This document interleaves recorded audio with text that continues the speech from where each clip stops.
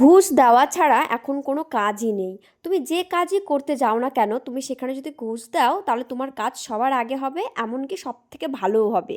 কেন বলছি? চলো সেই কথাই আজকে শেয়ার করছি। কিছু কিছু ফেসবুক আইডিতে দেখি ফলোয়ার্স সংখ্যা খুবই কম, ধরো এই 5,000 6,000, অথচ তারা যে ভিডিওগুলো পোস্ট করে তাতে মানে লাইক কমেন্ট শেয়ার দেখলে তোমার মাথা ঘুরে যাবে। আমি প্রথম প্রথম বুঝতে পারতাম না যে কি ব্যাপার এদের, মানে ব্যাপারটা কি। তারপর একদিন ইউটিউবে দেখলাম ওরা নাকি বুস্ট পোস্ট করে। বুস্ট পোস্টটা কি সেটা তোমরা অনেকেই জানো, আমি জানতাম না, সেটা আমি ইউটিউব থেকে দেখলাম। বুস্ট পোস্ট হচ্ছে তুমি টাকা দিয়ে ফেসবুকে বা ইউটিউবেও করা যায়।